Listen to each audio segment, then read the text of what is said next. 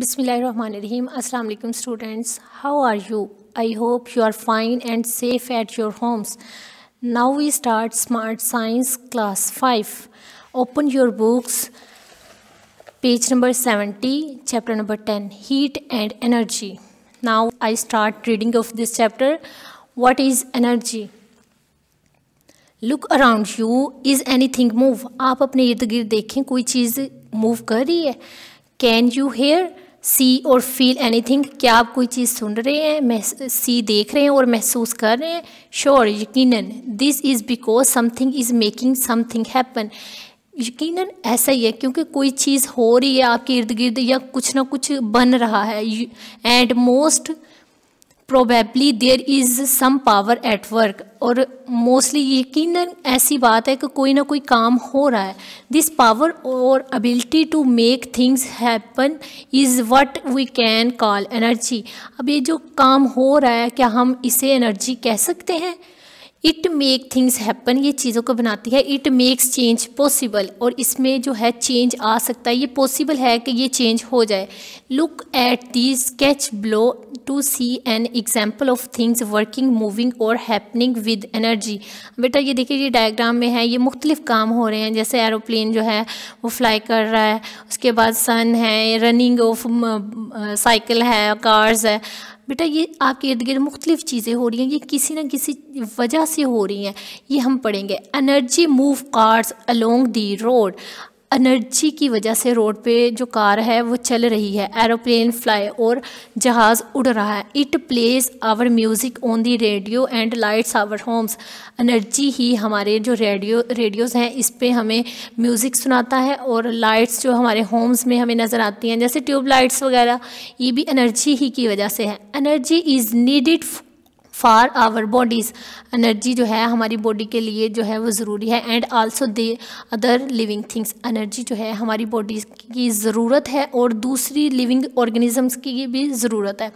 Scientist define energy as the ability to do work. अब साइंसदानों ने एनर्जी को किस तरह जो है डिफ़ाइन किया है? साइंसदानों ने कहा है एनर्जी जो है काम करने की सलाहियत, काबिलियत. एबिलिटी काबिलियत को बोलते हैं. काम करने की काबिलियत को एनर्जी बोला जाता है. Energy can B neither created और not destroyed.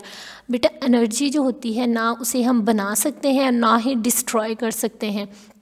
But it can be change from one form to another. और ये एनर्जी अपनी एक शेप से, एक फॉर्म से दूसरी फॉर्म में चेंज हो जाती है. This is the law of conservation of energy. इस लॉ को law of conservation of energy बोला जाता है. इसका ये मतलब है कि ना एनर्जी को हम पैदा कर सकते हैं और ना ही उसे जो है हम डिस्ट्रॉय कर सकते हैं. एनर्जी एक फॉर्म से दूसरी फॉर्म में चेंज हो सकती है. जैसे बेटा सन से हमें जो है सोलर एनर्जी आ रही है, ठीक है. सोलर एनर्जी यूज़ करके हम सोलर पैनल्स के ज़रिए अपने फैंस वगैरह जो है, पंखे वगैरह चलाते हैं. अब वो सोलर एनर्जी है, सूरज से आ रही है. सोलर एनर्जी को यूज़ करके हम उसे इलेक्ट्रिकल एनर्जी में चेंज करके अपने जो पंखे वगैरह वो चला रहे हैं, लाइट्स वगैरह वो चला रहे हैं. इस तरह देखिए सोलर एनर्जी इलेक्ट्रिकल एनर्जी में चेंज हो रही है. नेक्स्ट हम पढ़ेंगे काइंड्स ऑफ एनर्जी. एनर्जी की कितनी किस्में हैं? एनर्जी कैन बी स्टोर्ड और transfer from one place to another place. Energy जो है वो स्टोर ही होती है, जमा होती है, या ट्रांसफ़र एक जगह से दूसरी जगह ट्रांसफ़र कर सकते हैं. और ऑब्जेक्ट टू ऑब्जेक्ट, और एक ऑब्जेक्ट से दूसरे ऑब्जेक्ट में मुख्तलिफ़ तरीक़ों से हम एनर्जी को जो है ट्रांसफ़र कर सकते हैं. There are various kinds of energy. मुख्तलिफ़ किस्म की एनर्जी की इकसाम है. In this chapter we will discuss heat. इस चैप्टर में हम हीट, थर्मल एनर्जी के बारे में स्टडी करेंगे. हीट बेटा इसमें थर्मल एनर्जी का जिक्र हम जो है वो डिटेल से पढ़ेंगे. हीट के बारे में हम पढ़ेंगे. Heat is the form of energy that flow between two samples of matter due to their difference in temperature. Heat जो है वो एक जो ऑब्जेक्ट है एक सैम्पल से दूसरे सैम्पल में मूव करता है उनके टेम्परेचर डिफरेंस होने की वजह से. जैसे बेटा एक चम्मच है, अगर उसे आप आग के ऊपर रखो और चम्मच को पकड़ के रखो तो एनर्जी जो है आहिस्ता आहिस्ता हीट एनर्जी जो है उस स्पून में से, उस चम्मच में से जो पास आउट होना शुरू हो जाएगी, और जो आपने पकड़ा उसका हैंडल पकड़ा होगा उधर तक आ जाएगी. अब इसमें क्या है कि जो गर्म हिस्सा था उधर से जो हीट थी ठंडे हिस्से जो आपने पकड़ा हुआ था उधर आ गई। Heat travel from hot object to cold object. Heat जो है वो गर्म बॉडी से जो है कोल्ड बॉडी की तरफ मूव करती है। Heat energy, heat thermal energy. Thermal energy is the form of energy that comes from heat. अब थर्मल एनर्जी हमारे पास क्या है? थर्मल एनर्जी हमारे पास एक ऐसी एनर्जी है जो हमें हीट से मिलती है। For example, a cup of hot T has thermal energy. जैसे अगर एक कप है चाय का, उस कप चाय के कप में थर्मल एनर्जी होती है in the form of kinetic energy. Kinetic energy, अब बेटा जो चाय का कप है उसमें जो चाय के पार्टिकल्स हैं उनमें काइनेटिक एनर्जी होती है, ठीक है। When you pour some cold milk into your tea, अगर कोई थोड़ा सा ठंडा दूध अगर चाय में आप मिक्स करें, some of this energy transfer to the particles in cold milk। अब गर्म चाय के जो पार्टिकल्स हैं वो अपनी एनर्जी जो है ठंडे दूध को ट्रांसफ़र कर देंगे। वट हैपन्स नेक्स्ट, उसके बाद क्या होगा? जैसे कि आपको पता है अगर गर्म चाय में दूध डाला जाए, ठंडी कोई चीज़ डाली जाए तो क्या हो जाती है? वो ठंडी हो जाती है। The cup of T is cooler. अब वो जो चाय का कप है वो ठंडा हो जाएगा बिकॉज, क्योंकि it has transferred thermal energy to the milk. अब बेटा जैसे चाय के कप में थर्मल एनर्जी थी, वो गर्म कप था चाय का, चाय गर्म थी, जब उसमें ठंडा दूध डाला तो गर्म जो हीट है वो उन्होंने अपनी एनर्जी किसे ट्रांसफ़र कर दी? मिल्क के पार्टिकल्स को। इस तरह जो है चाय का टेम्परेचर क्या हो गया? लो हो गया। We can not understand thermal energy without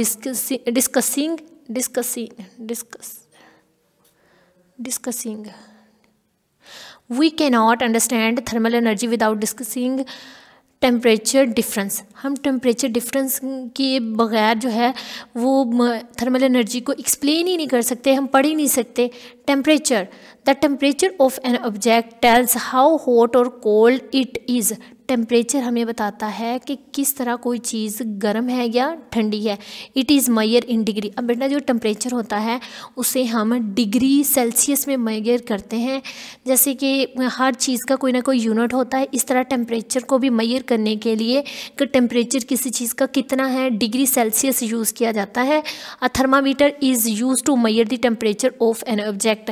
जैसे कि आप लोगों को पता है कि अगर किसी को बुखार हो जाए तो वो बुखार जो है वो कितना बुखार है या टेम्परेचर है कि नहीं, उसे फाइंड आउट करने के लिए हम थर्मामीटर यूज़ करते हैं। इसका मतलब ये है कि थर्मामीटर जो है वो टेम्परेचर को मेजर करने के लिए इस्तेमाल किया जाता है।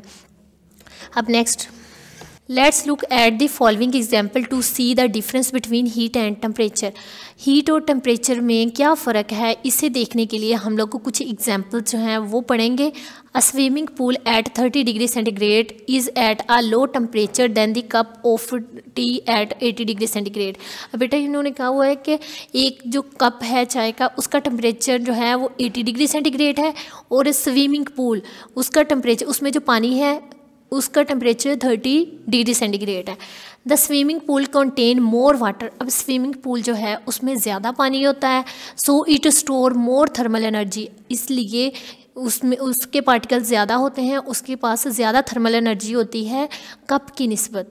ठीक है बेटा, अब देखें थर्मल एनर्जी किस पे? पार्टिकल्स पे डिपेंड कर रही है कि पार्टिकल्स कितने हैं, और कप में कितनी चाय होती है? थोड़ी सी होती है, आपको पता है, और स्विमिंग पूल में कितना ज़्यादा पानी होता है। इसका मतलब ये है कि जो थर्मल एनर्जी है वो पार्टिकल्स की मिकदार पे, क्वांटिटी पे बेस करती है। ठीक है।